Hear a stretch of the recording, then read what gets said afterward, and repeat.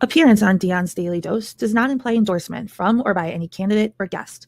The views, thoughts, and opinions expressed by Dion Bergeron or Dion's Daily Dose are his own and do not represent the views, thoughts, and opinions of any guest. Material and information presented is for general information purposes only. The Dion's Daily Dose name in all forms and abbreviations are the property of its owners, and its use does not imply endorsement of or opposition to any specific organization, product, or service. If you'd like to support the show, please visit our Patreon at patreon.com/Dion's Daily Dose. Welcome, ladies and gentlemen, to Dion's Daily Dose. And tonight, I got something special for you. We are actually here with a special guest. Yeah, you guys have seen him before. Hi, Shawn. Hello. How you doing? I'm doing well. Recovering just fine. It's been a little bit. Whoops. Okay, I'm gonna have to watch that. That was my yeah. We got a new setup that I'm trying to tweak, and so I just yanked his earbud out when I moved my hand.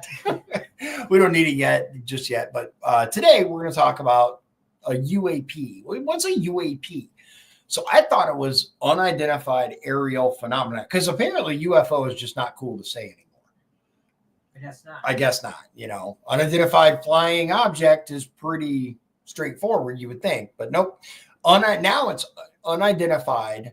I thought it was unidentified aerial phenomena. It's not. It's unidentified anomalous phenomena.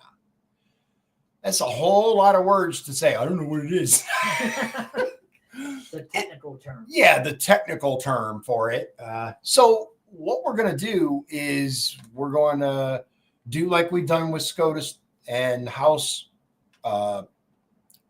committee hearings, before, in which we're going to do the timestamps and talk about what this person said.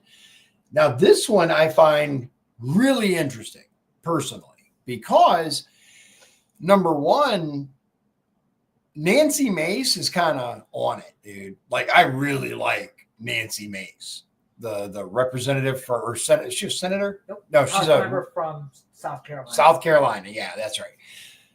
She's kind of badass. I mean, she got some zing to her. You know what I mean? She does not put up with it. So, all right, we're gonna get started here. Our first clip, and this is from a subcommittee. It's still the House Oversight Committee, but one of the subcommittees is Subcommittee on Cybersecurity.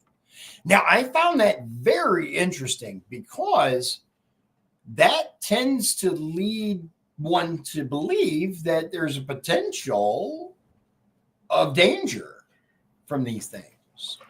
And that's just the cutoff. I mean, it has a whole different title. Oh, does it? Yeah. What's the whole Cybersecurity, Information Technology, and Government Innovation. Oh, okay. I just stopped it at cyber. Oh, okay. But nonetheless, yeah. It's kind of a long time. It seems like the right subcommittee now that I think about it. At first, I'm like, I don't know, but that sounds right. Okay, let's get into this. All right, so let's get this going. And it just says at the bottom here, I'll throw this at the top just for a second so you can read the bottom. It says the House Oversight Committee holds a hearing on our previously unidentified anomalous phenomena. So we're going to get started here. Here we go. Security, Information Technology, and Government Innovation, and the Subcommittee on National Security, the Border, and Foreign Affairs will come to order. Good morning and welcome, everyone. Without objection, the chair may declare a recess at any time, and I recognize myself for the purpose of making an opening statement right now. Good morning and welcome to today's historic hearing, which I'm co-chairing with Mr. Grothman, whose subcommittee held an important hearing on this topic last year. I want to thank my colleagues on the Oversight Committee, including Mr. Burchett, Mr. Burleson, Ms. Luna, Mr. Moskowitz, Mr. Garcia, for their relentless drive to get answers on UAPs. They've been steadfast in demanding transparency on the sightings reported by military pilots and armed forces. Their commitment to digging for the truth is exactly what this country needs to cut through the secrecy surrounding this issue. And many high-ranking individuals in the military and intelligence communities believe UAPs demand greater attention and thus the purpose for this hearing today. Former National Security Advisor H.R. McMaster said on Bill Maher's program that, quote, there are phenomena that have been witnessed by multiple people that are just inexplicable by the science available to us. Army Colonel Carl Nell, a member of the federal government UAP task force, said at a conference this past May that non-human intelligence exists. Non-human intelligence has been interacting with humanity. This interaction is not new, and it's been ongoing, and there are unelected people in the government that are aware of that. I want to pause just briefly to really let that sink in, because we have government whistleblowers that are stating on the record, this isn't, like a little kind of behind the scenes text between buddies. This is on the record saying that, yeah, we've had contact with non-human entities. They're in regular contact and a lot more. They're putting their reputation and everything on the line. Right. It means a lot. It does. It's not, like your random schoolyard guy going, yeah, there's aliens. Uh-huh. Now, here's the big question, right? We'll talk about it later, but ask yourself this. What does non-human entity mean to you? Does that mean like Star Trek Klingons? Does that mean something else entirely? Or does that mean an interdimensional being? They get into that. That's the thing I wanted to say. Nancy Mace is the one that actually was talking about don't immediately go to aliens. Think. But UAPs remain a controversial topic. I'm not going to name names, but there are certain individuals who didn't want this hearing to happen because they feared what might be disclosed. Mm-hmm. But we stood firm. No amount of outside pressure would ever keep me from pursuing a subject to ground, come hell or high water. I believe that. On that score, I want to thank our witnesses for being here. We have before us a panel of individuals accomplished in the military, in civilian government, in science, and in journalism. Mm-hmm. Some of the testimony you will hear them deliver today does not reflect well on influential individuals and agencies within the U.S. federal government and perhaps some of our contractors. Once again, 2024, year of disclosure. Go ahead. Are you keeping track of the times? Yep. Okay. Yep. We got another minute and a half of her, and then we're going to move on. It's never easy to present such information publicly. So I appreciate our witnesses voluntarily agreeing to being here today. This hearing is intended to help Congress and the American people to learn the extent of the programs and activities our government has engaged in with respect to UAPs and what knowledge it has yielded. This includes, of course, any knowledge of extraterrestrial life or technology of non-human origin. If government-funded research on UAPs has not yielded any useful knowledge, we also need to know those facts. Taxpayers deserve to know how much has it been invested, how much has been spent. Yeah, we do. They shouldn't be kept in the dark to spare the Pentagon a little bit of embarrassment. The reality is, despite their enormous taxpayer-funded budgets, the transparency of the Defense Department and the intelligence community have long been abysmal. Mm-hmm. The Pentagon has failed 6 consecutive audits. In fact, it's never actually passed one. Think about that for a brief moment. The Pentagon, which, I mean, everybody knows what the Pentagon is, I hope by now, but they're in charge of defense. The different branches of the military has yet to pass a single audit. Not one. No. We have no idea where our money is being spent. No. To this is a runaway overclassification of documents and materials, a reluctance to declassify materials when appropriate, and at times an outright refusal to share critical information with Congress. In short, it's not a track record that instills trust. So Congress has tried in recent years to lift the veil and find out if information about UAPs is being withheld. Okay, I actually went over a little bit, but I think this really sets the stage for what she's pushing for. And I got to say, I don't hate it, man. I don't hate it. I love that there's somebody with her fire that's fighting for this. Our next clip is Representative Garcia Republican from California. Democrat from California. It says R. Did I put an R? Yeah, you did. It's okay. I meant Garcia, Democrat from California. Let's see here. And that starts, sorry, the Mace one only should have went to 3 minutes, 25 seconds. This one is from 8:16 to 10:53. And you guys can see the title at the top, breaking news, House Oversight Committee holds a hearing on unidentified anomalous phenomena. All right, let's get to it. 8:16.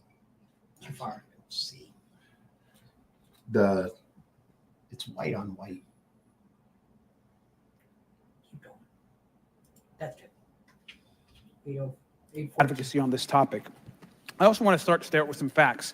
We know that there are objects or phenomena observed in our airspace, as our witnesses will testify, and also possibly in our oceans. In many cases, we don't know what they are, and this is, of course, why we're discussing UAPs. Now, the All-Domain Anomaly Resolution Office, AARO, has reported hundreds of UAPs that remain, quote, uncharacterized and unattributed, and which, quote, appear to have demonstrated unusual flight characteristics or performance capabilities and require further analysis. This is our own AARO office. Now, we shouldn't prejudge what they might be. I'm certainly not going to. Right. We need evidence. But when we are detecting things and we know that we don't understand them, and this is worth investigating. Now, the American people have legitimate questions, and I believe it's critical that Congress should help address them. This is about the truth and science and facts. Now, transparency and faith in our institutions is vital in a good democracy. Now, I'm proud to say that this hearing will build on that important bipartisan work, and I want to thank everyone for being involved, including members of our committee. Now, in our last hearing in July, we heard testimony that a significant number of pilots of major airlines have witnessed UAPs as well, but have no real confidential way of reporting them to the government. We heard that commercial pilots who encounter UAPs may be hesitant to speak openly due to stigma or fear of retaliation. We also know that AARO has reported that, and I want to quote, that most reports still reflect a bias towards restricted military airspace, a result of reporting from military personnel and sensors present in such areas. And so the lack of ability for civilian pilots raises real safety concerns and limits our ability to understand UAPs. This is a particular piece of this conversation that I am very interested in. Now, our last hearing inspired us to introduce the Safe Airspace for Americans Act, joined by Chairman Grothman, Chairwoman Mace, and a bipartisan group of co-sponsors. I see some of our leaders from Safe Airspace for Americans Act here, and that would create a safe reporting for UAP process, which we want to continue to do. Now, members of both parties and senior officials in multiple administrations have now taken an interest in this issue. Mainstream media, in many cases, are beginning to take more of an interest in this issue, and we should all be proud to carry that work and build confidence for the American people. I believe we can always be more transparent. To me, this hearing and others are simply about the truth and getting to the facts of what these UAPs actually are. It's very important that we show that Democrats and Republicans in Congress can work together to cut through misinformation and look for a serious and thoughtful way to have the discussion in public. Many of us have also called for additional public hearings to discuss UAPs. Okay. I mean, this, if anything, is a bipartisan issue or nonpartisan issue. It's national defense because unidentified objects are flying around that we have no idea who, according to the government, they have no idea who owns them, but they're not hostile. Yeah. Then how the hell do you know they're not hostile? But whatever. Okay, so our next clip is Representative Grothman. Is it Wisconsin. Groth or I think it's Grothman. Grothman from Wisconsin, Republican, and that is 11:30 to 17:17. So he's got a few minutes.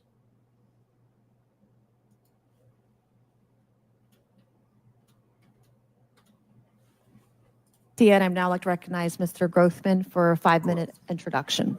You were wrong. Thank you. Just kidding. Good morning. I'd like to thank our witnesses for being here one more time. This is a topic I've been interested in since 8th grade. I'd like to thank Ms. Mace for working with me on this topic and for making this a joint subcommittee hearing. Last year, the Subcommittee on National Security, the Border and Foreign Affairs held an historic hearing to understand the potential national security risk of unidentified anomalous phenomena, or UAPs. We heard from former Navy Commander David Fravor, who shared firsthand experience with the UAP engaged while on duty in the Pacific. We learned from David Gresh, a former member of the intelligence community, who revealed We did a the show on supposed Yep. existence of secret government programs hidden from congressional oversight. Additionally, former military pilot Ryan Graves informed us of the limited ways in which the military and commercial pilots can report UAP sightings. Since that last hearings, I've led several briefings with government agencies to deepen my understanding with these issues. First, the Department of Defense Inspector General's Office informed us that the Department of Defense does not have a streamlined process for service members to report UAP activity.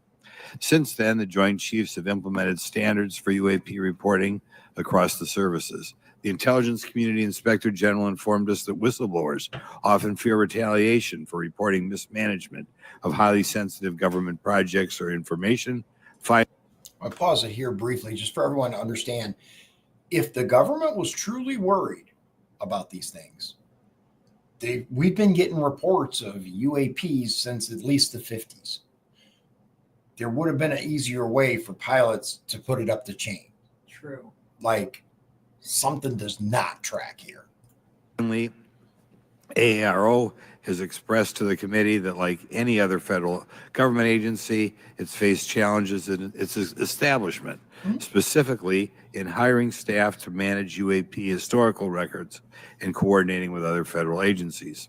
While these agencies have been helpful to us in understanding the challenges that come from collecting UAP data, none of them have been able to substantiate the claims made at this hearing last year by David Grush. Despite our committee members endlessly questioning these agencies inside and outside of a SCIF.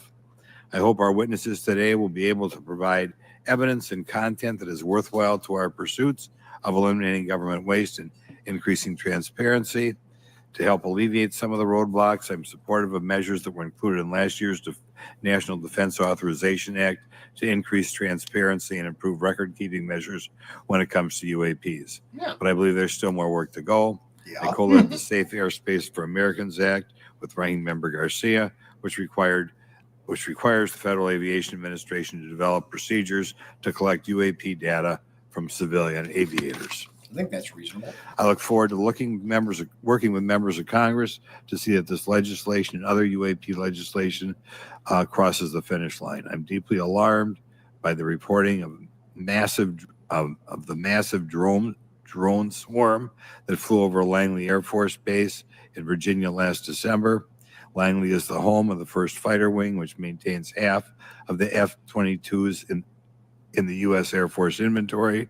Reports of this incident indicate these drones were roughly 20 feet long, flying more than 100 miles an hour at an altitude of over 3,000 feet. Yet the origin of these drones and their operators remains a mystery. This incident and other sightings near sensitive military installations highlights the complexity of the UAP challenge facing our intelligence, defense, and homeland security committees.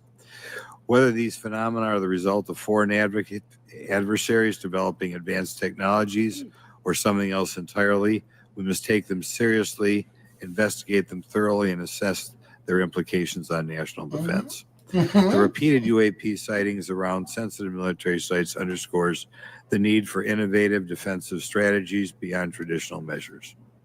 They also highlight the urgent need for updated policies to address emerging threats as well as more effective interagency cooperation and intelligence sharing. Right? Sounds reasonable. However, none of this is going to be possible without transparency. I agree with that. For far too long, critical information about UAPs has been either classified or ignored, leaving the American public and key congressmen without clarity needed to make informed decisions. Declassifying reports and fostering a more open dialogue about UAPs will not only increase the public trust, but also encourage collaboration between government, the scientific community, and our allies. Quite frankly, there's been things that have been kept secret that is, I think, old enough that there is no reason it shouldn't be released, regardless of any so-called Yeah, he's been saying that for a while. private information. Yeah. A transparent approach will allow us to share insights, identify patterns, and develop new strategic defenses. As we continue to investigate these phenomena, we must do so with a mindset of protecting our country, advancing scientific discovery, and upholding the trust of the American people, who right now I don't think have trust. And it's just obvious. Right. Obvious. I don't Thank you. have trust. We cannot shy away from the unknown, especially when the stakes are so high. I look forward to discussing these matters with the witnesses today. I'm hopeful we can learn from the testimony and come out of this hearing with actionable ideas to advance UAP transparency. Actually, the idea is just to say, in my mind, go back 15 years and everything has to be released. I'm hopeful that we can learn from their testimony and come out of this hearing. And with that, I yield back. That's reasonable.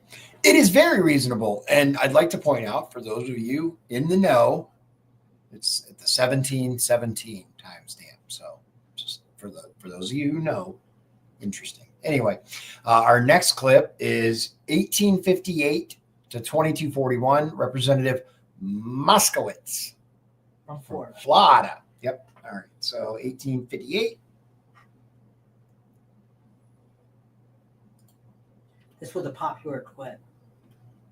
Probably the most popular clip in the entire hearing. From this. Okay, so the most popular clip out there is this moment right here, this viral moment. People are making TikToks about this. Ready? They might have. I don't know. Oh, I'm sure they have.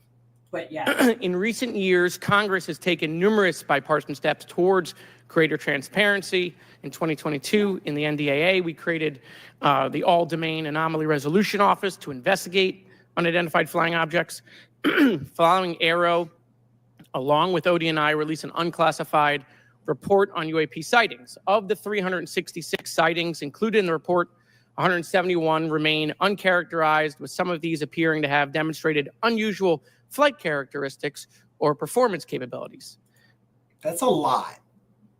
That's a lot, guys. Yeah. That's a nice way of saying we don't want to tell you what they are. Yeah. In March, Aero revealed a report on the historical record of U.S. government involvement with UAPs, which covered investigatory efforts going back from 1945 to the present day. Earlier this year, I joined Congressman Burchett to introduce the UAP Transparency Act, which would require the declassification of all documents related to UAPs with many other members of this committee.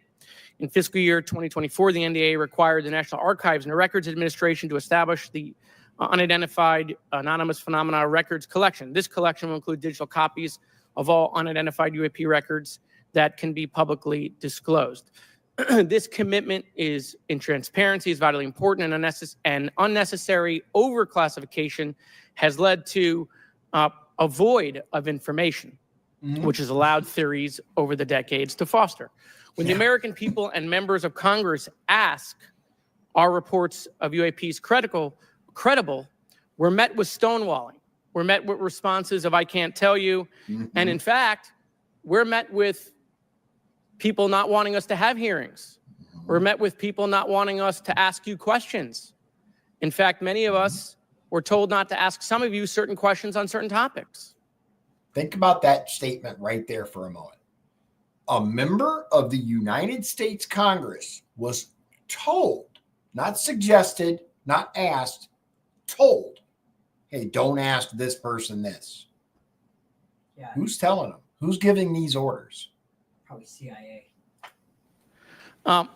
In a time of heightened distrust of our government institutions, I believe more transparency is not only needed, but is possible. And obviously we can respect national security limits, but we also have to provide our constituents with the information and oversight that they have tasked us for.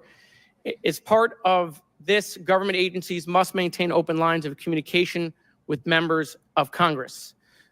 And there are regular questions that Americans have. What are UAPs? Are they real? Are they ours? How has this technology been developed? How do they get funded? Right?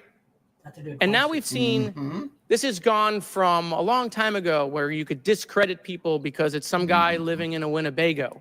You're able to see people now, these are pilots, these are military, these are folks with serious backgrounds. This has changed the face of this because now we have video. People will have questions.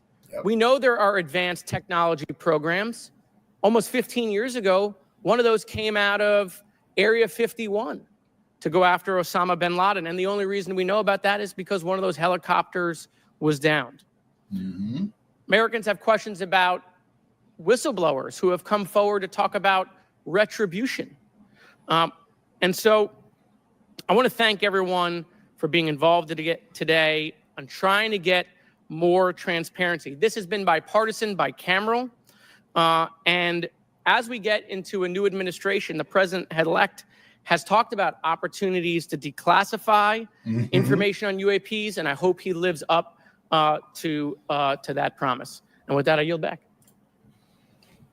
So Trump has made some interesting predictions, claims, promises regarding declassification. I'm really looking forward to seeing what happens. I was very disappointed in his previous term when it came to the JFK files. He had promised full disclosure of them. He decided it, and I read that it was Pompeo who talked him out of some of the, which tells me the CIA was involved, dude. Like, we all know that, but we don't have the documents yet. Anyway, so we're going to move here to the swearing in and intro of the witnesses, which these are important people. These aren't, this isn't me or you. These are people with careers on the line and reputations that could very well be under attack because they chose to speak up. So 2356 to 2508. An author of a recent journalistic piece about special access programs, including one widely identified as Immaculate Constellation. I swear the staff wants me on a list. Okay. And our last witness today is Mr. Michael Gold, a former NASA official who is also a member of the NASA UAP Independent Study Team. Welcome, everyone. We are pleased to have you today. Pursuant to Committee Rule 9G, the witnesses will please stand and raise your right hands. This is where it gets real. That's right. This is where it Do you gets real. solemnly swear to affirm that the testimony that you are about to give is the truth, the whole truth, and nothing but the truth, so help you God? No, the guy's like, Let the record show that the witnesses all answered in the you know affirmative. what? It's worth it. Hold on. Is the truth, the whole truth? Solemnly swear to affirm What's that the it? testimony that you are about to give is the truth, the whole truth, and nothing but the truth, so help you God. Oh, they're probably Let the nervous. record I show was- that the Oh, yeah, I'm witnesses not all making fun of answered him. in I'm the just saying it was affirmative. amusing. We appreciate all of you being here today and look forward to your testimony. I don't Let know me how I'd be remind if the I was standing in witnesses front that of we have read Congress. your written statements and they will appear in full in the hearing record. You guys may be seated. Yeah. Please limit your oral statements to 5 minutes. As a reminder, please press the button in front of you so the microphone is turned on so that everyone in the room, members included, can hear you. When you begin to speak, the light in front of you will turn green. After 4 minutes, the light will turn yellow. When the red light comes on, your 5 minutes has expired, and we would ask that you please wrap it up. So I will first recognize. Okay. So the first witness is going to be, I'm going to butcher this name, Tim Gallaudet? We'll find out. We'll find out in a second. But who's this guy? Do you know? I don't remember. Okay. They should say. Yeah. Let's see. I can find the link. Should I? Oh, no. We just keep going. Here we go. No, it's good. They should tell us. Rear Admiral Gallaudet to please begin your opening remarks. Gallaudet. Thank you, Chairwoman Mace, Chairman Grothman, Ranking Members Connolly and Garcia, and members of the committee. Thank you for this opportunity to testify today regarding unidentified anomalous phenomena, or UAP. Confirmation that UAPs are real came to me in January of 2015 when I was serving as the commander of the Navy Meteorology and Oceanography Command. At the time, my personnel were participating in a pre-deployment naval exercise off the U.S. East Coast. It included the USS Theodore Roosevelt Carrier Strike Group, and this exercise was overseen by the United States Fleet Forces Command, led by a 4-star admiral who at the time was also my superior officer. During this exercise, I received an email on Navy's secure network from the operations officer of U.S. Fleet Forces Command. The email was addressed to all the subordinate commanders, and the subject line read in all capital letters, "Urgent Safety of Flight Issue." The text of the email was brief but alarming, with words to the effect, "If any of you know what these are, tell me ASAP. We are having multiple near mid-air collisions, and if we do not resolve this soon, we are going to have to shut down the exercise." Attached to the email is what is now known as the Go Fast video, captured on the forward-looking infrared sensor of one of the Navy F-A-18 aircraft participating in the exercise. The now declassified video showed an unidentified object exhibiting flight and structural characteristics unlike anything in our arsenal. The implication of the email was clear. The author was asking whether any of the recipients were aware of classified technology demonstrations that could explain these objects. Because the DoD policy is to rigorously deconflict such demonstrations with live exercises, I was confident this was not the case. The very next day, that email disappeared from my account and those of the other recipients without explanation. Moreover, the commander of Fleet Forces Command and the operations officer never discussed the subject. Even during weekly meetings specifically designed to address issues affecting exercises like the one in which the Theodore Roosevelt Strike Group was participating. This lack of follow-up was very concerning to me. As the Navy's chief meteorologist at the time, I was responsible for reducing safety of flight risks. Yet it appeared to me that no one at the flag officer level was addressing the safety risk posed by UAPs. Instead, pilots were left to mitigate these threats on their own without guidance or support. I concluded that the UAP information must have been classified within a special access program managed by an intelligence agency. That is a compartmented program that even senior officials, including myself, were not read into. Last year's UAP hearing before this Oversight Committee confirmed that UAP-related information is being withheld from senior officials and members of Congress. And just this week, I learned from former DoD official Chris Mellon that satellite imagery of UAP from a few years ago still has not been shared with Congress. Equally concerning, last year's UAP hearing also revealed that elements of the government are engaged in a disinformation campaign to include personal attacks designed to discredit UAP whistleblowers. Having never signed a non-disclosure agreement regarding UAPs, and now as a private citizen, I've become an advocate for greater UAP transparency from the government. The continued overclassification surrounding UAPs has not only hindered our ability to effectively address these phenomena, but has also eroded trust in our institutions. While I applaud previous bipartisan legislation passed by Congress concerning UAPs, a more comprehensive approach is needed to address the broader implication of UAP on public safety and national security, as well as the socioeconomic opportunities that open UAP research could unlock. So this is a rear admiral. This there's some serious weight behind these words. If you really think about the full, I agree with the guy. Like he said, the way this happened, somebody knows what's up and we're not read it. It just, our next clip is Luis Elizabio. I don't know. They should say it. From 3041 to 3158. Okay, why did it do that? I'm like messing stuff up sometimes. It happens. So we'll be okay.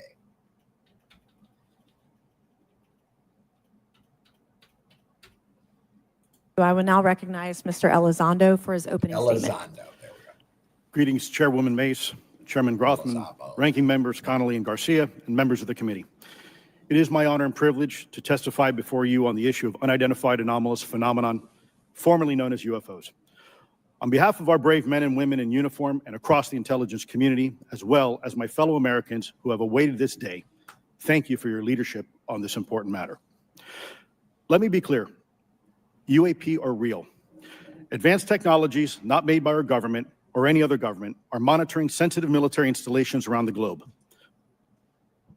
What did he just say? Yeah, he said what you Yep. said. Yeah. Not our government. Okay, we kind of figured that maybe, or any other government. That kind of narrows shit down. Yeah. I mean, I don't think it's a private citizen who's like, well, maybe. I mean, Not likely. not likely, but I mean, maybe Elon Musk made some Maybe. made some drones, man. Who He knows? doesn't claim to be an alien. He did, yeah, I mean, he claims a lot of things though, so I don't know, but Furthermore, Anyway. the U.S. is in possession of UAP technologies, as are some of our adversaries. I believe we are in the midst of a concerning. multi-decade secret. And I'm gonna tell you why. I actually just watched a short documentary about how Iran now has stealth drones and how they got them. It's, if you guys aren't aware, they actually hacked one of our awesome state-of-the-art amazing drones, landed the thing, took it apart, reverse engineered it, and then claimed they made a bunch of upgrades to it. Either way, they now have the technology. So any adversarial nation that gets a hold of something like this can reverse engineer it the way Iran did with our drones, man.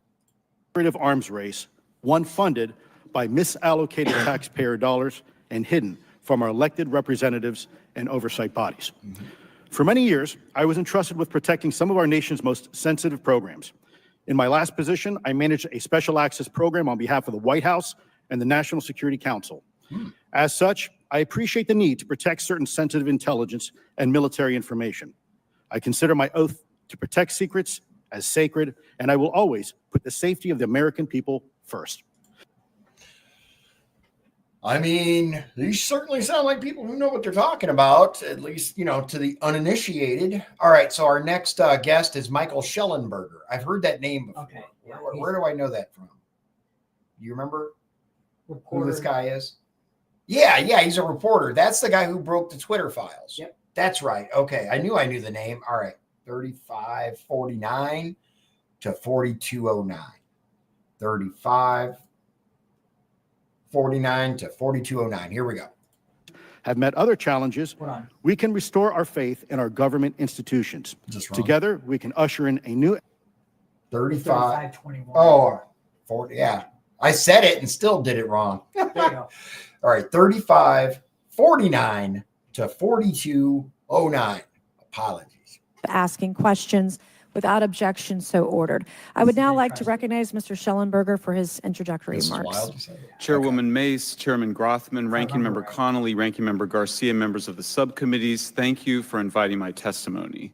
One of Congress's most important responsibilities is oversight of the executive branch in general and the military and intelligence community in particular. Yeah, supposed to be. Unfortunately, there is a growing body of evidence that the U.S. government is not being transparent about what it knows about unidentified anomalous phenomena, and that elements within the military and the IC are in violation of their constitutional duty to notify Congress of their operations. President-elect Donald Trump and former President Barack Obama have both said that the government has information about UAPs that it has not released. Yeah, I mean, that's pretty basic, though. I mean, if you think about it, Roswell, like just Roswell alone, we know that they have more information. However, the fact that the intelligence community, intelligence community, has access to information that they do not share with the people that are supposed to be the oversight of them, deep state, period. There are other explanations for UAPs than that they represent a new form of life or non-human life. Current dominant alternative theories, including those put forward by Arrow, are that UAPs are some kind of natural phenomena we don't yet understand, like ball lightning or plasma. They could also be part of some new U.S. or foreign government weapons programs, such as drones, aircraft, balloons, CGI, hoaxes, or birds.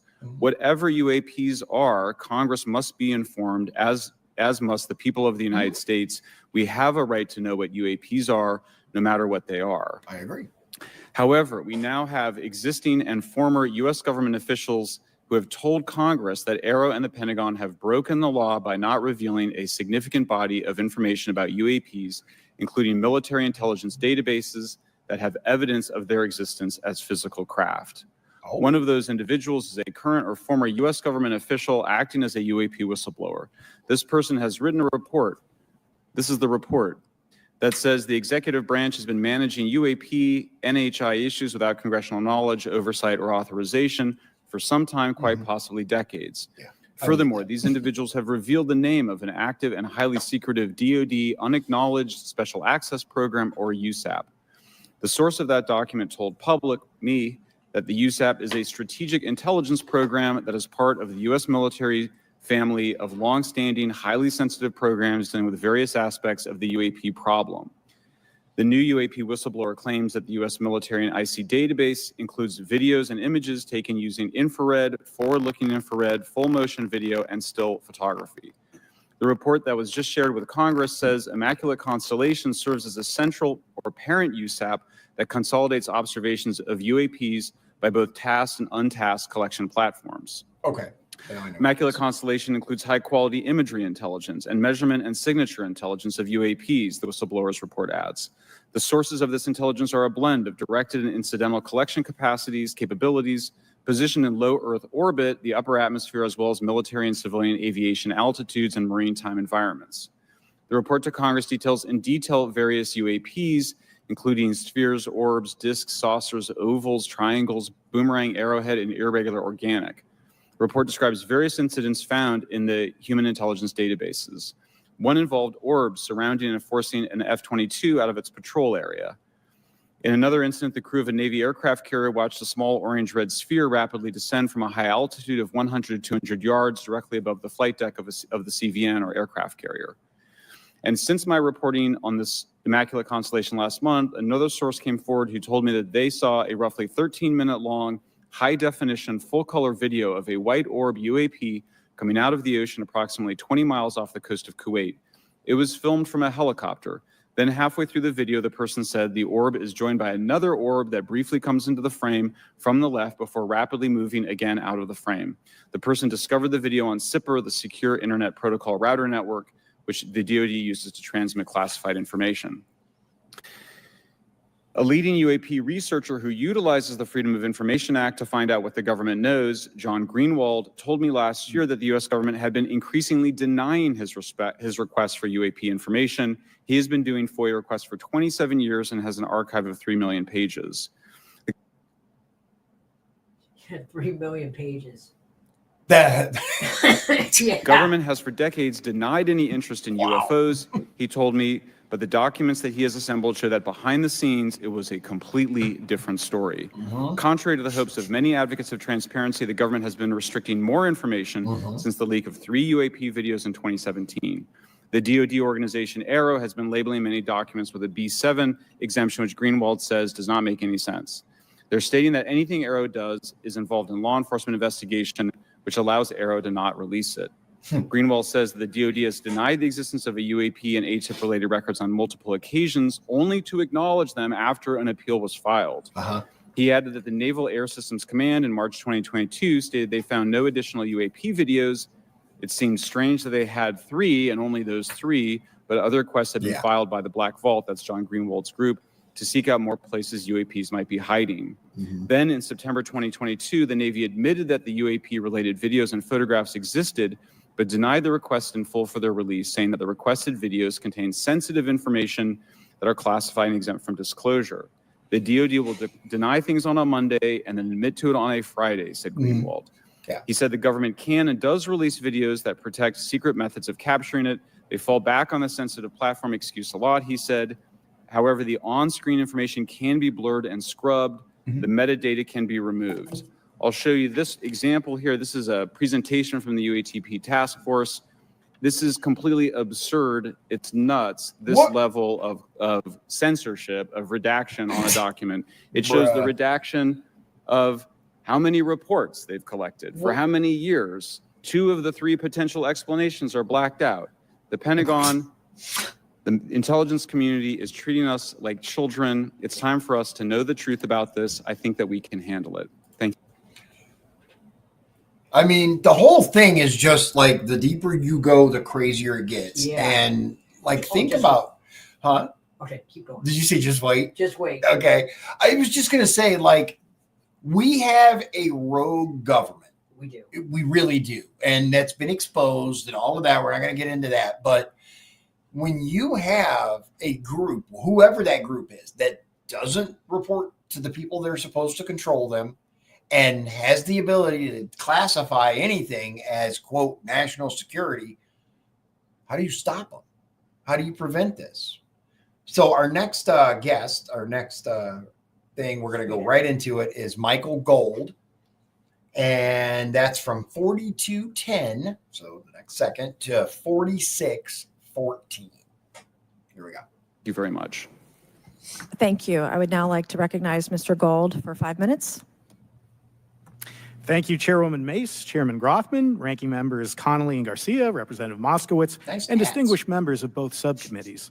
I'm grateful to all of you, as well as your intrepid staff, for the opportunity to testify, and would like to begin by discussing courage.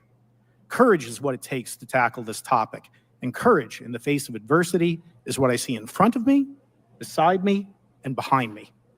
Per my introduction, I am currently the Chief Growth Officer at Redwire Space and have had several leadership positions at NASA. That being said, I want to be clear that I am speaking exclusively on my own behalf and not for Redwire, NASA, or any other organization. However, I am here today to speak out for science. Science requires data, which should be collected without bias or prejudice. Yet, whenever the topic of UAP arises, those who wish to explore the phenomena are often confronted with resistance and ridicule. For example, members of the NASA UAP independent study team, particularly those in academia, were mocked and even threatened for simply having the temerity to engage in the study of UAP. Our best tool for unlocking the mystery of UAP is science, but we cannot conduct a proper inquiry if the stigma is so overwhelming that just daring to be part of a NASA research team elicits such a vitriolic response. Therefore, one of the most important actions that can be taken relative to exposing the truth of UAP is to combat the stigma. And this is where I believe that NASA can be eminently helpful. I agree with The NASA brand is synonymous with hope, optimism, and credibility. If you were to take a walk down the National Mall, you would immediately see the NASA logo on t-shirts. I'm sorry. I get where he's coming from, though. And when it comes to space, who else are you going to turn to? Who else are you going to trust? That said, NASA and trust or credibility. Hats and bumper stickers. Few federal agencies enjoy this kind of popularity. That's I've never true. seen That is anyone true. wearing an Office of Personnel Management t-shirt, That's true. which is why NASA could play such an influential role. Yeah, I agree with that. Specifically, NASA could, with relatively little cost and effort, host symposia on UAP, or even just participate in existing panels examining the topic. NASA personnel stepping forward and participating in such discussions would make a powerful statement to the scientific community that UAP should be taken seriously and researched accordingly. In regard to research, NASA has vast archives, much of which may contain important UAP data. Again, for relatively little cost and effort, NASA could create an AI or ML algorithm that could search the agency's archives for anomalous phenomena. I suspect that such an effort would not only result in information that will help us to understand UAP, but could result in data that will assist in other areas of scientific inquiry, such as anomalous weather or meteorite activity. Beyond its existing archives, NASA could act as a clearinghouse for civilian and commercial UAP data. During my work on the UAP independent study team, it quickly became evident that there is no clear or well-publicized process for civilian pilots to report UAP sightings.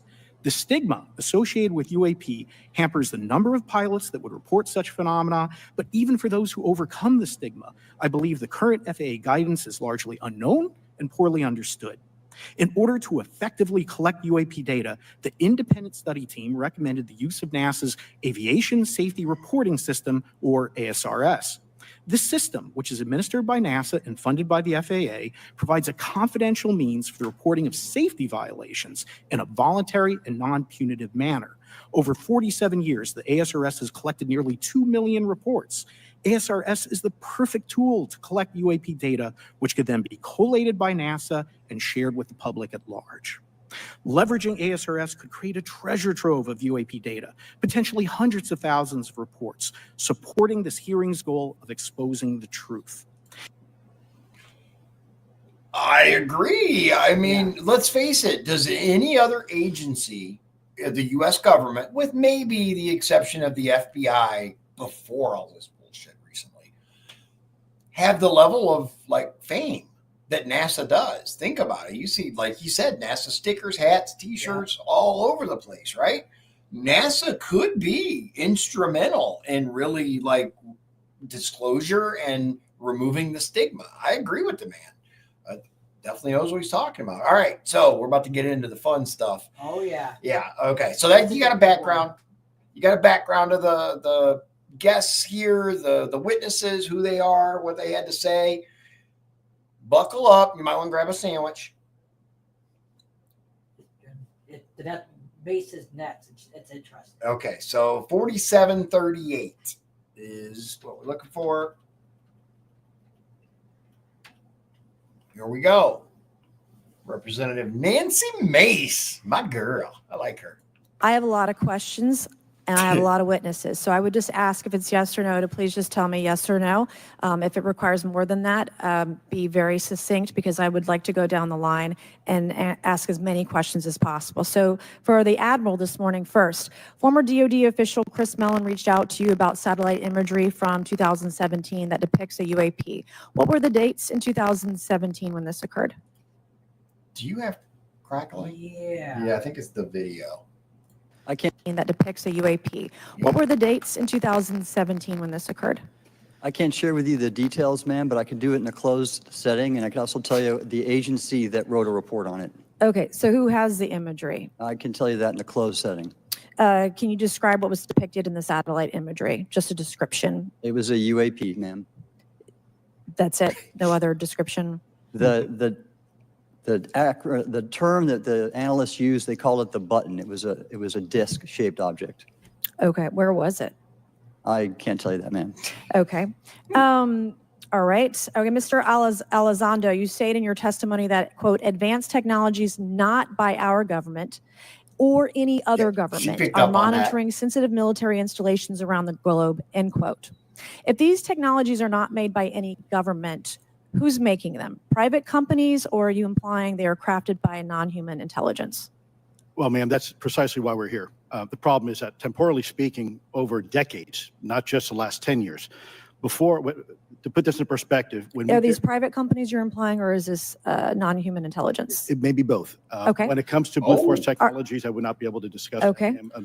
It may be both. That's a hell of a statement. Are you read into secret UAP crash retrieval programs?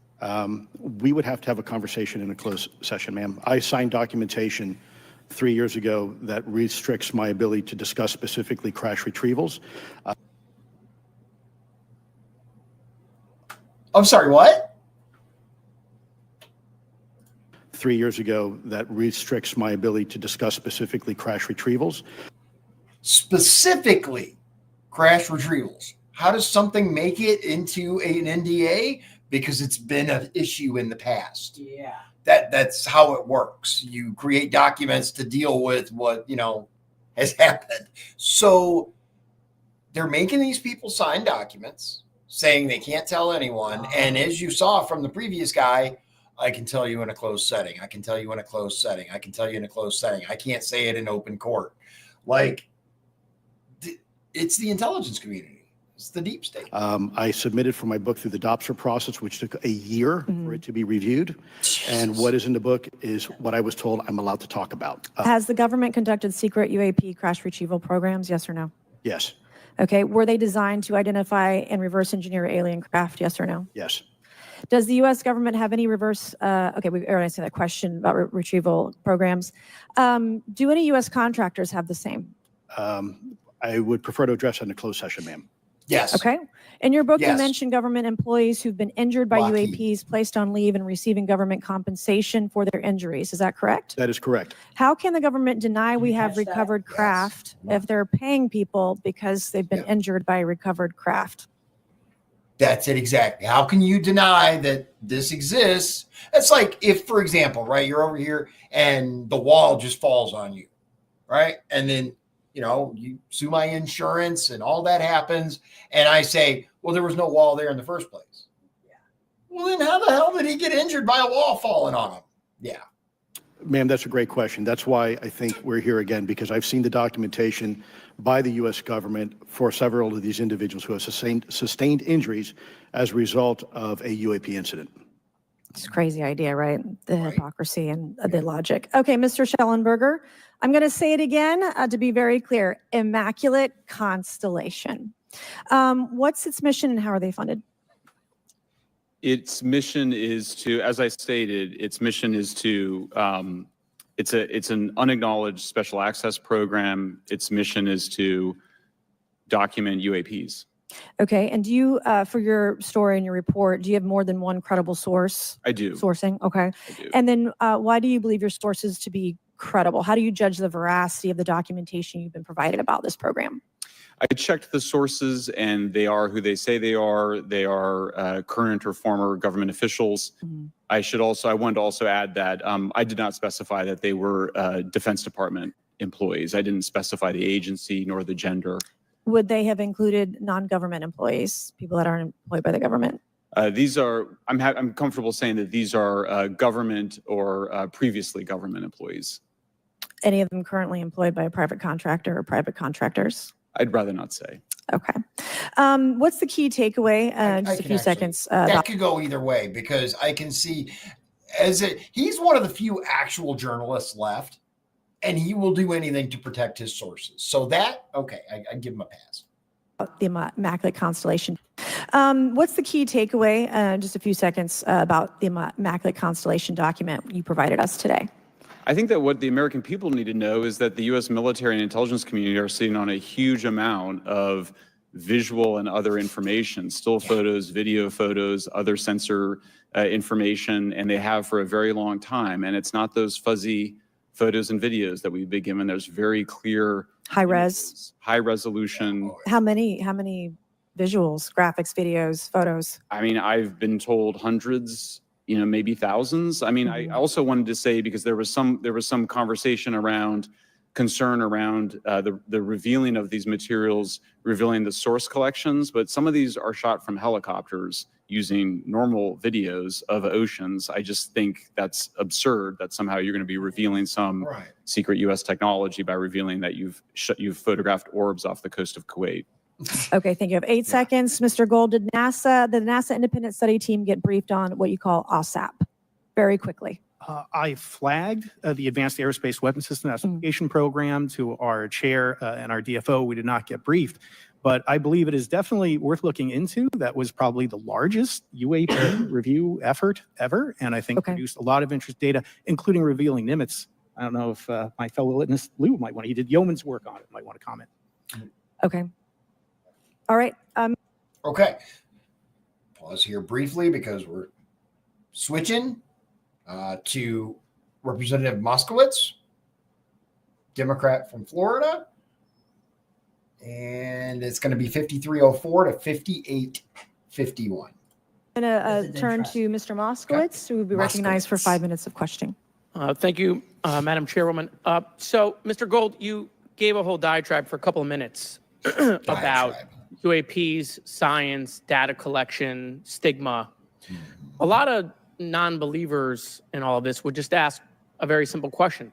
Why? Why is it so hard? Right?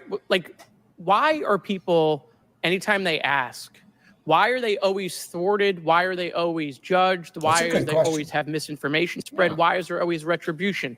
Why is it always met with an ear? What's the why? If it doesn't exist, why is it such a problem? I think if you go through the history of science, Representative, it is always difficult for breakthroughs and new information, regardless of whether it's UAP or any other kind of discovery. And in science, we're supposed to be open, but when you break with the orthodoxy of what's believed, whether it's Galileo saying that the Earth doesn't rotate or the Earth rotates around the sun or the sun doesn't rotate around the Earth, it's always challenging for new beliefs. And the more extraordinary those discoveries, the more extraordinary those new beliefs, it's very difficult. So I think this is natural. There's natural conservatism that when it comes to science, but this issue in particular has been very difficult where, again, even to attempt to study it becomes problematic. But every hearing like this, every news report, every video, documentaries, I was privileged to be part of something Dan Fair is putting together. I think many of us have interviewed for it, documentary over 30 different government officials. Every brick in the wall will help get us closer to getting to the truth. I appreciate that. Interesting. Mr. Elizondo, did I have that correct? Sir, I'm a recovering lawyer, so I'm going to put my hat on for a second. You said you signed a document. Love that. Who gave that to you? The U.S. government, sir. Okay, you have a copy of it? It is stored in a SCIF right now. I do not have possession of it. The U.S. government does. What department of the U.S. government gave you this document? I will say the Department of Defense. Unfortunately, I can't say in this forum much more than that. You specifically said the document said you can't talk about crash retrieval. Well, you can't talk about Fight Club if there's no Fight Club. That's true. That is Okay, I'm true. Making an observation. But Yes, sir. he's So- right. That document that you signed, that you said exists, specifically said you can't talk about crash retrieval. Correct, sir. It was a limitation on because already I'd been speaking publicly about the topic. And so the document said you can continue saying X, Y, Z, but you cannot discuss the topic. When you, of crash give retrieval. me, I told you. They add that crap. Oh man, we better put this in there. Yeah. the atmosphere of signing this document. You're in a room by yourself? I'm in a skiff with a security officer, sir. Just one-on-one? Anybody else? There may have been an assistant as well. It was in a skiff within a Department of Defense facility. Give me your background real quick. My background is I went to school to study microbiology and immunology, entered into the U.S. Army, and after a very short stint in military intelligence, I became a counterintelligence special agent. As a civilian, later on I became a special agent in charge, running investigations in counterterrorism and counterespionage primarily, with some experience in counterinsurgency and counternarcotics. And then in 2009 timeframe, when I came back to the Pentagon after a tour with the Director of National Intelligence, I quickly became part of a program that was originally called OSAP that evolved into the program now called ATIP, which is where those videos that we now see, the Go Fast, the Gimbal, the FLIR, that was part of our effort, sir. Right. So you're not some conspiracy theorist. You actually have a legitimate background. Well, sir, I'm certainly not a conspiracy theorist. I'm fact-based, just say facts. So when you're in this room, I want to paint the picture of everybody. You're in this room, you're by yourself, you're in a skiff, you're handed a document. How long is the document? It's about a page front and back. So basically you have some things they call trigraphs, which I cannot, again, talk to. How long were you given to sign the document? As long as I needed, sir. And what if you didn't sign it? Well, I suspect there'd be repercussions. I wouldn't have access to certain information. Were you allowed to ask a lawyer, or weren't allowed to ask for a lawyer to review the document? It wasn't an option, but they probably wouldn't have allowed me to, because the document itself is pretty explicit about you have to be, putting me in an interest. Let me try to thread the needle here. Yeah. There are certain documents that we have in the U.S. government that allow people to have access to certain programs, whether it's a special, and I'm going to be very generic here, whether it's a special access program or controlled access program. Yeah, it has to be there. I hear the crackle I too. do If you too. guys hear it, I don't think it's on our end. I think Because- it's the video. I think it's their video, just so you're aware. It's not my fault. Cap, whatnot. How many people have to sign that document? Whether it's a special access program or controlled access program, STAP, cap, whatnot. How many people have to sign that document? It depends how many people are going to get access to the information, sir. Okay. Last question. Doctor, real quick, can you tell us about the Omaha incident in greater detail? I've read your background, right? Some people would label you as a member of the deep state, since you worked in government for a long period of time. But can you tell us more about that incident? You've written a lot about that.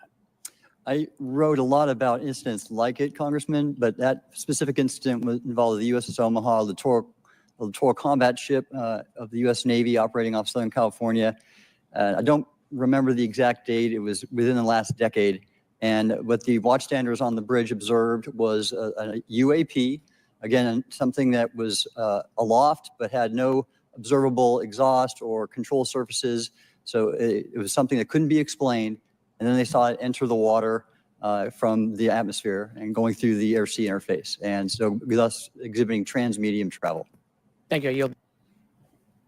Transmedium travel. What does that mean? Do you know what that means I'm not offhand? exactly sure what. A medium, like transmedium, means between elements or between like areas. So transmedium means air to water. So you can, like in this instance, so can you from this material to this material I see. kind of thing. I'll tell you this, I've heard for many, many years that our oceans are a hotbed of UAP, UFO, whatever the hell you want to call them, activity. And you guys saw recently, just, within the last month or two, the New Jersey drones, all this stuff popping up out of the ocean. We talked about that off camera. Yeah. How all of a sudden it just disappeared. Yeah. Where are they now? You're not seeing too much of that anymore. They were all over. Now, are they still there, just not being reported on because we're used to them, or what? That's a good question. Yeah, I think we should look more into that. Anyway, our next clip is 105:15 to 106:38, and this is Representative Burchett or Burchett. I don't know which one yet, from Tennessee.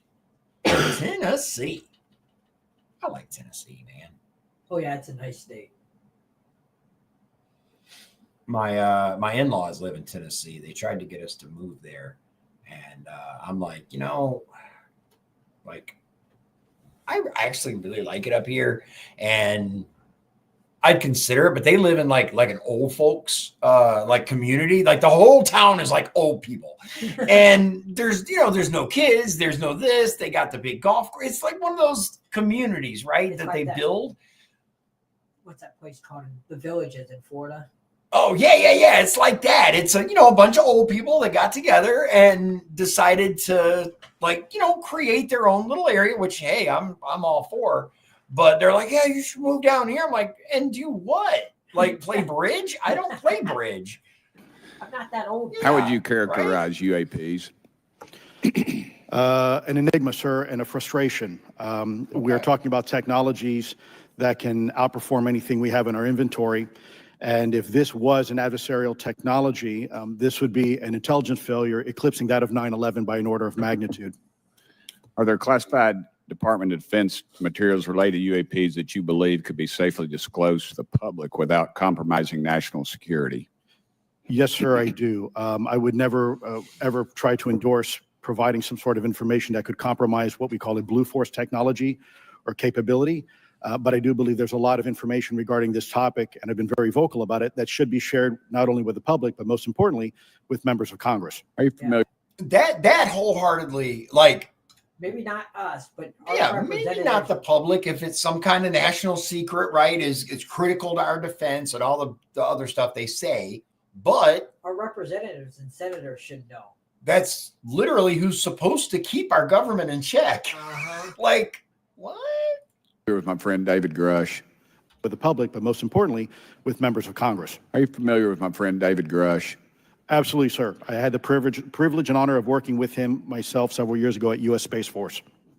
Last year, as you know, he testified that the U.S. has run a multi-decade UAP crash retrieval and reverse engineering program. Would you agree with that? Yes, sir. Are there UAP programs operating without proper congressional oversight? 100%. What are they? Unfortunately, sir, I would have to have that conversation in a closed session. I know you said that, and a lot of people are frustrated with those kind of answers. But we're asking those kind of questions so you all know what the heck we're up against.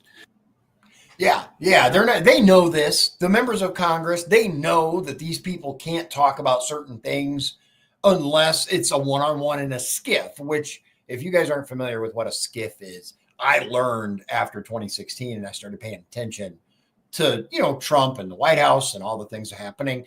The skiff is a secure, compartmentalized something. I can look it up in a minute. But what it means is nothing goes in. They control everything. All cell phones, all recording devices, watches, everything is left outside of the room. You go in, they, sweep for bugs. It's 100% secure. The skiff is the highest level of basically security and secrecy that they can manage. Okay. And so if they go into a skiff, they can't be overheard. There's no recording. There's no listening. There's none of that. It's a direct, that's why these guys keep talking about skiff. Yeah.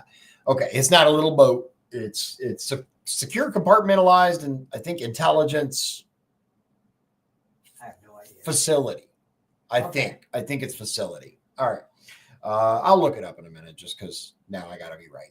So, all right. So Our next one is Representative Frost, Democrat from Florida, 11614 to 11806. 11614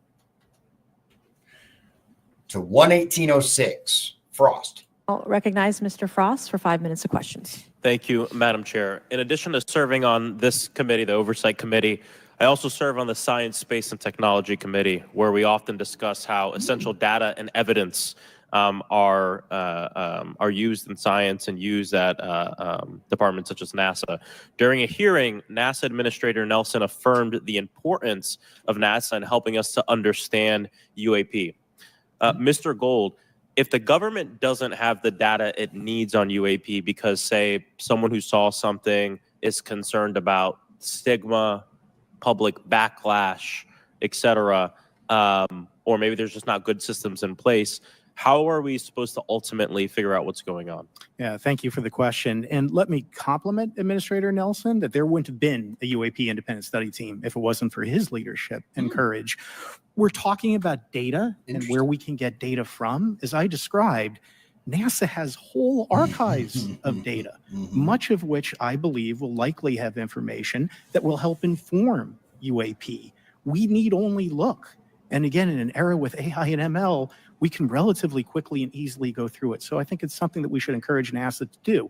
However, per Chairman Grothman's comment about UAP focusing on national security sites, I believe there's something, sir, that you may have heard of called sensor bias.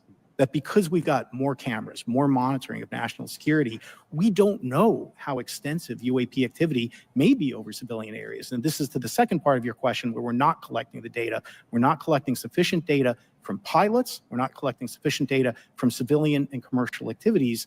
And this is, again, where ASRS, I think, could substantially change that, get the data out there, and allow us to do good science. Thank you. That's a really good point, though. If you think about it, right? Sensor bias. You got all these damn sensors around military bases, radar and FLIR and all these cameras, right? They're going to pick up what 20 miles away, even if the thing flew, straight over both areas. A residential area is not going to have nearly the sensors that this area. So maybe they are all over. Maybe you got one in your backyard right now. If you do, let me know, man. I'd like to test drive it at least. Check it out, man. It was Independence Day. I have got to get me one of these. Have you seen Independence Day? Yeah. Okay. All right. Just making sure. Yeah. For those of you new to the channel, Shawn doesn't watch many movies. I had a very movie heavy childhood, especially in the 80s. So 80s and 90s, I watched a lot of movies. He has not. Movie? I think Independence Day was early 2000s. Okay. Maybe late 90s. I'll have to check. But I think I've seen it like once. Fair enough. I've watched it like 6 times because that's awesome. No, it's a good movie. Here's the thing that Men in Black was really good. I'm getting there, guys. 121.36 to 126.37. Representative Luna. Men in Black was a really good movie. I enjoyed Men in Black, but I think there are some really awesome parts of Independence Day. The movie as a whole, it's a good movie, but there are some parts that are amazing. All right. Again, Representative Luna, this is the second to last clip. We're almost there, guys. This one and one more, and then we're going to talk about it for a little bit, and then we'll let you guys get to your evening. Cameras for Artemis, so we will take some pictures of your frat brother and get them. There we go. Thank you so much. I yield back. Thank you. I will now recognize Ms. Luna for 5 minutes of questioning. Mr. Elizondo, to your knowledge, can you name the country and around time frame that the first back engineered UAP program started? Ma'am, unfortunately, I would not be able to have that conversation in public. Can anyone on the panel name that? I cannot. None of you? Yeah, there's no way they're gonna say that. This next question is for Mr. Gallaudet. Before she goes on, allegedly the first program was actually Roswell, where Skunk Works and all that other stuff came from, allegedly.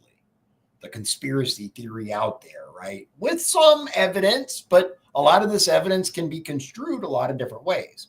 But the prevailing tinfoil hat theory is that Lockheed Martin, Skunk Works, Boeing, and a couple other ones were given different pieces of the craft in order to reverse engineer it. Lockheed Martin actually did the stealth technology, which is where they came up with the SR-71 Blackbird from there and other stuff. We should do a dive on that sometime. It's pretty interesting.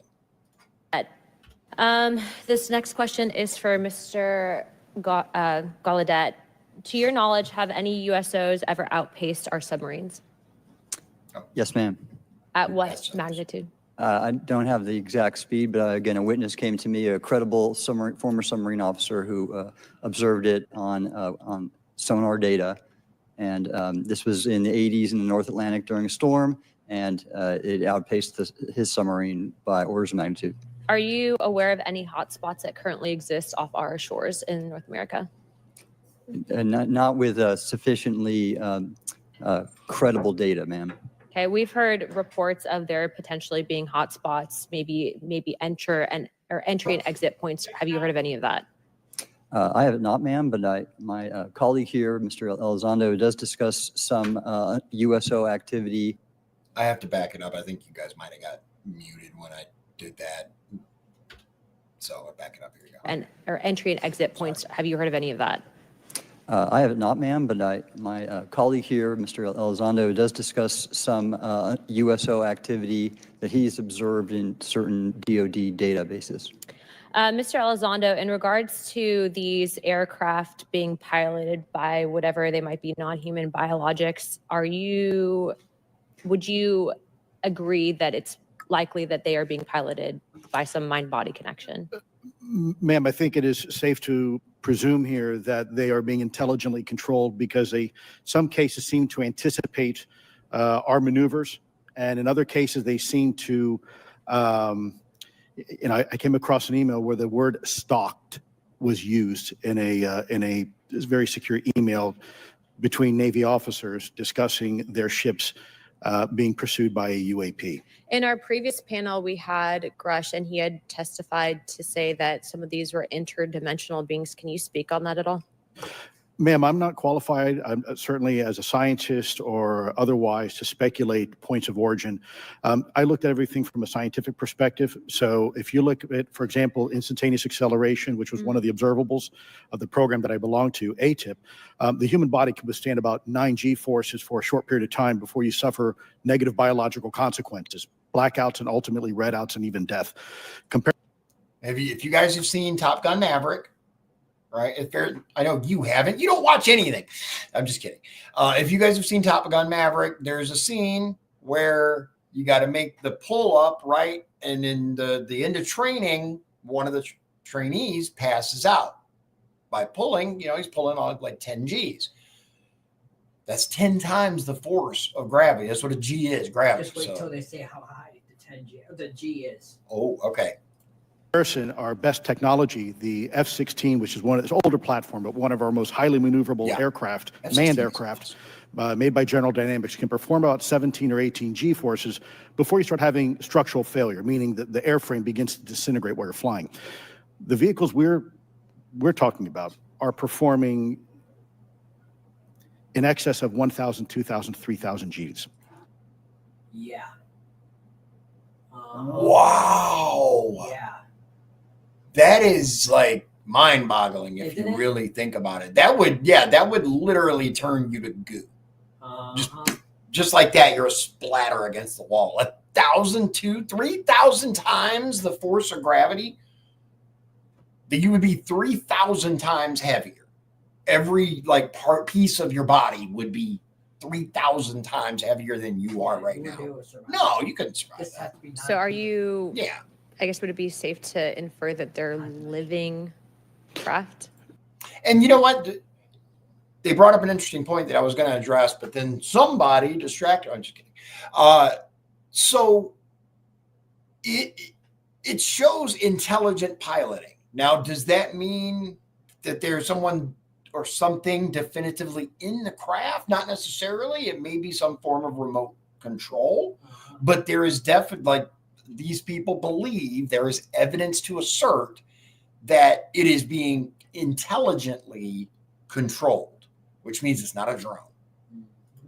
I'm not prepared at this point to state for the record is something alive or not, because even that definition is hard. There was a time in science we thought that life required oxygen, and we now know that's not true. There are anaerobic bacteria that thrive in oxygen environments that lack oxygen. And so also same with photosynthesis. When I was in college, I was told everything is derived from photosynthesis as a form of energy. In reality, that's not true. There are things that live off of chemosynthesis. So we're constantly having to reevaluate our understanding of what the definition of life is. That statement alone should really make people think.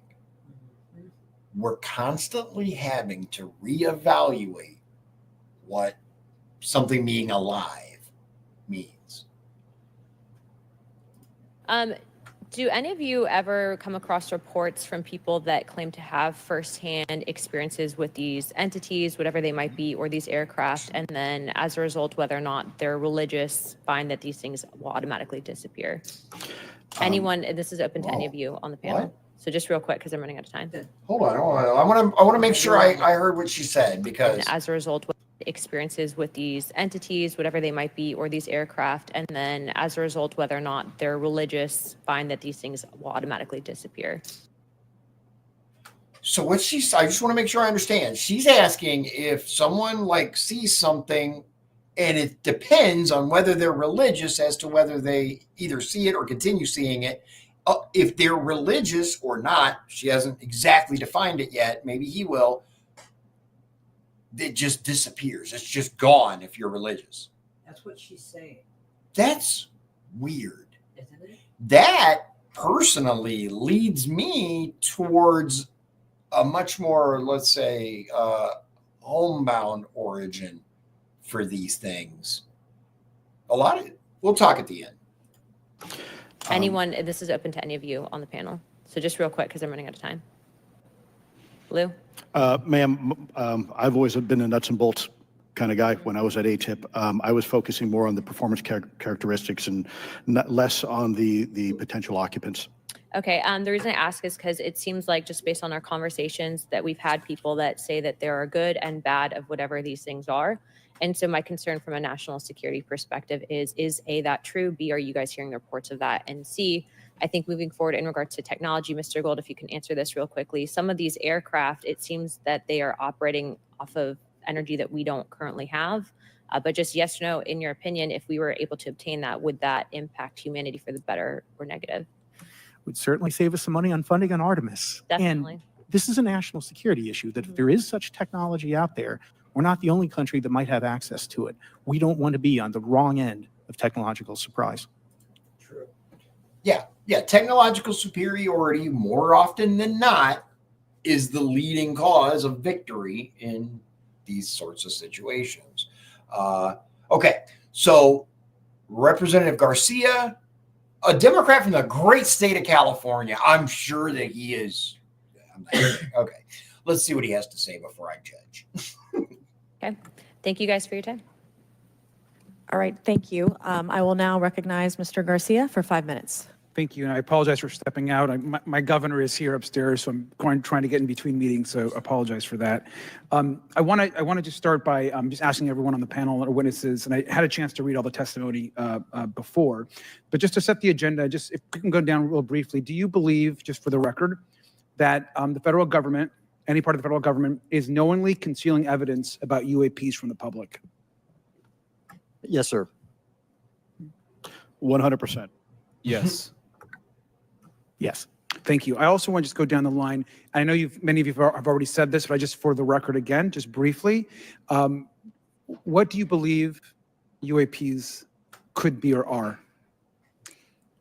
Strong evidence that they are non-human, higher intelligence. I echo my colleague's comments, sir. Genuinely do not know. Don't know, but we must find out. Okay, thank you. I appreciate those answers, gentlemen. I think this is obviously another remarkable hearing with just really important information, so I thank all of you for answering the questions. Admiral, I just want to go back to one thing. Now, last year, our subcommittee heard from 2 retired Navy pilots, Lieutenant Ryan Graves and Commander David Fravor, regarding UAPs. Actually, I think Ryan is here in the audience and been a great person to get to know and to have conversations with. He, of course, has been involved in the Safe Airspace for Americans Act, with Chairman Graves, with Chairwoman Mace for UAP reporting by civilian aviation personnel. Can you discuss briefly why it's important for civilian pilots to be able to report UAPs and why these legal protections are critical for our national security? Yes, Congressman, thank you. And I did invite Ryan Graves as my guest, as I'm on his advisory board for the Americans for Safe Aerospace, and legislation that you supported and introduced, I fully support as well. And I think it's important that more civilian pilots, commercial pilots report so we can better understand and learn and do research on UAP, as well as remove the stigma so more citizens report on what they observe. And also, it'll only contribute to aviation safety when we have a better understanding of where these UAP are, how they operate, and at what frequency and what capability level. So it's important for aviation safety, and it'll be important for moving science and research forward. Thank you, sir. And I just want to I'll try to remember frequency. I'll touch on it in a minute, but that was a very important statement.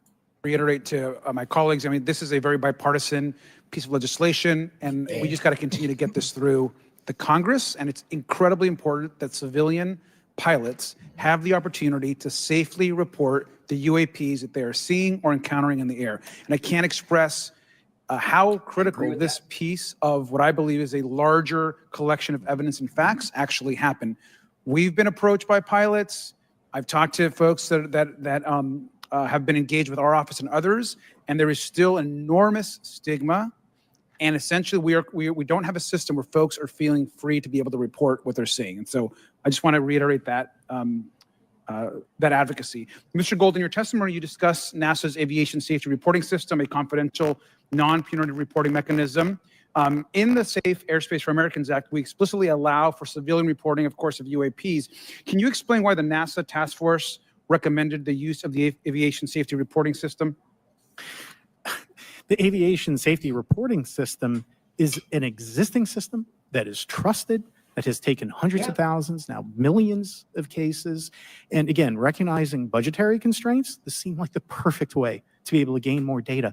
And when it comes to the stigma, sir, it's something that pilots are used to reporting on, that crew is used to reporting on. So it's a great way to get data, to overcome the stigma without spending really that much more additional money since the system exists. Yeah. Thank you so much for your support of that. Thank you for what Ryan Graves does. This is a common sense means to expose the truth of UAP for the purpose of this hearing. Thank you. And I just want to also add, now earlier this year, as part of the House Defense Authorization Bill, the NDAA, I had filed an amendment to include the UAP Disclosure Act, which would create a UAP Records Review Board and exercise with exercise of eminent domain over UAP-related material, modeled actually on the JFK Assassination Records Collection Act, which is widely known. Now, the amendment was blocked, but thankfully the Senate included the amendment by Senator Rounds and Schumer for the UAP Disclosure Act. So I just again want to say that we should be pushing and ensuring the UAP Disclosure Act, which is bipartisan in its support, should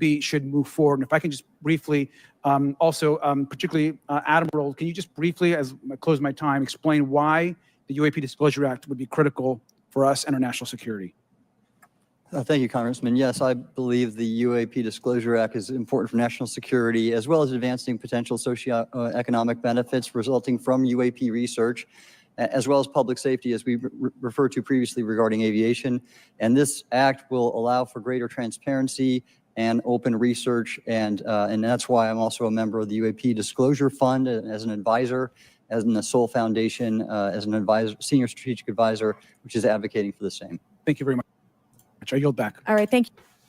Okay. So in your opinion, that's the most important stuff. Okay. So we saved you some time, ladies and gentlemen. That's what we're here for. I just want to make a couple of brief points, right? Okay. This is, it's gone on a little bit, but so we have unidentified objects that come from somewhere else that are owned by someone else. And one of the guys that's most knowledgeable on this used the word frequency, right? Now, one of the most interesting things that I've found is Tesla, Nikola, not the car, spoke a lot about the frequency of life and how all energy, everything in the universe was on a frequency. Do you know what I'm talking about? I do. I mean, I'm not like reciting his paper or anything, but I think I've heard that. Yeah, I've heard that. And it's like, okay, that's interesting. And when you look at, so recently, I started going down the I won't call it a rabbit hole, but it's a difficult concept to understand, but alternate or additional dimensions, right? When you look at how a three-dimensional being moves through a two-dimensional space, it looks like teleportation. It looks like high G maneuvers that would be impossible for anything to carry out. Now, I'm not saying this is it. I'm just talking here. But if that's the case, if we're talking about additional dimensions, right, and moving through only three, do you know what I'm talking about? You ever seen the presentation where they show the pencil? And okay, hold on. We're gonna do this real quick. All right. You know what? We'll save it. We'll save it because we're already long. But we'll do a video on it sometime where we explain, or I show you the videos about a three-dimensional being passing through a two-dimensional space, or two-dimensional moving through a one-dimensional space. It's fascinating to me. So the point is, you have so-called extraterrestrial, or what they actually said was non-human entities. Okay, so if it's not human, what is it? Is it a shark? Octopus, maybe? Octopus, they're pretty darn smart, man. I mean, I don't know if you've seen them in action, but have you ever seen what octopus, they're wild, dude. I mean, maybe so, doubt it, but maybe. What if we're dealing with something that's way older than us? If you look at the pyramids and these old cultures, right, where they carved shit into stone and built massive monuments that people today are still like, how'd they build that? We couldn't do it. Way before anybody was here, they had a perfect understanding of astronomy, a perfect understanding of the solar system and the way the planets moved. I thought we only discovered that recently. Yeah. Right? If you could really dig into it, what if, and I'm not saying this is the case, but what if the oldest book on the face of the planet, the Bible, Word of God, which is what I believe, whether you do or not, that's up to you. This is America, baby. But it mentions beings that are different than human. You call them whatever you want, Nephilim, angels, demons, whatever. But Hollywood has given us this interpretation of angels, right? These men with wings, they just look like really cute men, right? Demons, devil with horns, or these twisted mishik. All these things started as angels. They're still angels. They just might have, switched teams or whatever. What do angels actually look like? We know they can appear as human, as stated in the Bible. Some larger than human. There's one, I am not a Bible scholar. I don't know all of it. I know certain little, parts here and there. But one of the stories was King David pissed off God, right? And God's like, all right, you got to be punished. You're my boy, but got to put the smack down. And he had an angel cleave the city with a sword. Now, either that is a badass sword, right? Just, hold it up and the city cracks in half, or he was really big and came down with the Or it sword. could have been a metaphor. It's always possible, right? Always possible. I'm just saying my interpretation, Okay, yes. what I've read, right? But regardless, we know that there are instances of angels appearing and looking human. Yep. But there are also instances where they're not described as human. Look at the what is it? The eyes and the rotating like wheel within a wheel, right? With the eyes on it. You know what I'm talking about? These are like hard to understand with our mind. Yeah. How that would work. I've seen drawings and I'm like, I still don't think that's right. It just doesn't look right to me. Now, maybe it doesn't look right because that's weird, but maybe it doesn't look right because that's not exactly what they meant. But everything is, let's face it, in whatever year this was written, this particular passage, and especially like the book of Revelation, where he's talking about, locusts basically the size of helicopters, and there's many things we can infer from all of this. But as far as like hard, fast, this is it, I don't know, right? None of us know for sure. However, if you look into, and I'm going to put the tinfoil hat on for a minute. If you look into Project Bluebeam, if you look into some of these other programs that the government has sponsored and is still running, I'm not positive that any of this stuff is real yet, personally, because of you know what Project Bluebeam is? Okay. Look it up if you guys don't know. I know what that It's is. very interesting. And, project this, project that, there's so many. Bluebeam, Mockingbird. I mean, I could do a whole show on just project names. But what are we dealing with?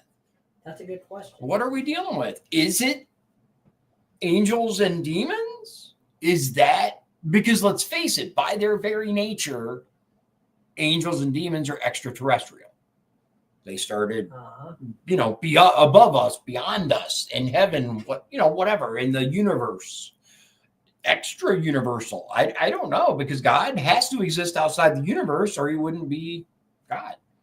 So yeah, you really get into the thought experiments and it's like, oh my God, this is too much. But I find it fascinating. I really do. We don't have all the answers. I don't pretend to. But a lot of times just talking it out can trigger, oh, you know what? I thought about this for the viewers. So if it helps you, great. If not, what do you guys think out there? Right. Seriously, what do you guys think? I find this incredibly fascinating, not only because of aliens, but there are so many potential repercussions from this. If, for example, right, and this is purely hypothetical, if, for example, suddenly the alert on your phone, the national alert system, is that it? Okay, yeah. I'm talking about where the TV goes, doo, doo, that thing, right? What if that came over your phone and it was like, for example, UFO lands on White House lawn? I don't know. With video that showed people coming off the craft and then, meeting the new president. That'd be pretty wild, right? So, okay, just think about just that for a moment. It's on every news channel. It's on X. It's on Facebook. It's everywhere, right? How do you know that's real? True. There's so much technology. We've seen deep fakes that are indistinguishable from the real thing. Good point. I'm just saying. I know the people probably would panic. I think we'd see a panic. So here's the interesting part, right? So allegedly, presidents in the past I can't remember which one specifically, but a president in the past was asked, hey, we're going to tell the people. And he went, no, we're going to keep this quiet because the people basically can't be trusted to not lose their minds. I think they'd lose their minds. You think so? What do you guys think? If, for example, they suddenly disclosed, let's keep it simple, that extraterrestrials, in other words, beings who did not originate on Earth, that could mean all kinds of stuff. Extraterrestrials were provably real and that they had made contact with our government, specifically our president at the time, right? Let's say this happens after the inauguration and they make contact with Donald Trump on national TV. Everybody, all the tests are done. They're not human, da-da-da-da-da. Would you panic? Would you be afraid? Would you arm yourself? Would you barricade your door? Or would you be like, huh, that's wild? I don't know how. Yeah, it's hard to say how you react, right? But here's the thing, right? The one thing you shouldn't be, in my opinion, is afraid. Be not afraid. God's got it covered. Mm-hmm. He's got things under control. And I do believe with every fiber of my being that's the case, that God's in control and everything that's happening is headed towards a single convergence point. You can get there a whole bunch of different ways, but I think we got to come to the conclusion. I'm not saying, tomorrow, no man shall know. What is it? No one shall know the hour or the day. Yeah. Yeah. Not even the angels. Not even the angels. So we may be coming to that, or we may just have some weird stuff happening. But either way, the U.S. government has to start reporting to itself. We cannot have rogue agencies and rogue personnel that are compartmentalizing stuff and keeping it to themselves, and we'll just classify it as super squirrel secret squirrel stuff. Can't get that. Keeping it from Congress. That's bull, dude. That is bull. Why? The people I can kind of understand, but not our elected officials. Right. I get not releasing something to the public, right? But when you have literal oversight committees of congressmen and senators that are supposed to oversee certain agencies, groups, whatever aspects of our federal government, and they're just kept out of the loop, no, that's not okay. No, that's not our okay. representatives should know. Our representatives should absolutely know. And the ones that are able, the ones that are, in my opinion, good and decent and doing what they're going to tell. There's a few of them, a handful. Only a few. Yeah, very few. That's just the way. I like Mace so far. I really like her. I like Rand Paul. Massey. I like Massey. I like, I used to like Crenshaw, but he can GTFO as far as I'm concerned. He's Jim major Jordan, I rhino. think, means well. Who? Jim Jordan. I'm undecided on Jordan. I will say he says a lot of really good, powerful statements, but his actions could be better. I think there could be more actions taken by him. Now, maybe I don't. He's not from my state, so I don't keep as close an eye on him. But there are individuals that, as far as I'm concerned, we'd be better off with a Democrat instead of a rhino. Agreed. Yeah, looking at a couple of you. Anyway, we'll talk about them another time. But what do you guys think? Let us know. I find this stuff really, really interesting and fascinating, and I kind of brainstorm about it. And what do you think? Obviously, I don't have the answers any more than Shawn does, but it's interesting. It's definitely an interesting conversation. All right, guys. I won't keep you anymore. I appreciate your time. Thanks for joining us. And we'll got some more stuff coming up. We've got to figure out schedules, but we're going to get it. We're back to it, man. And I'm going to try to be doing some more stuff. I still got to catch you guys up on all the accident drama and what happened, but we'll get there. I appreciate your time again. And I hope you have a wonderful, wonderful evening. Thank you very much for joining us. God bless you. God bless Indiana. And God bless the United States of America. even those weird little drones. Good night. If you'd like to support the show, please visit our Patreon at patreon.com/Dion's Daily Dose. This has been Dion's Daily Dose, hosted by Dion Bergeron. Executive producers, Shawn Holmgren and Michael Beebe. Copyright 2024. Dion's Daily Dose, all rights reserved.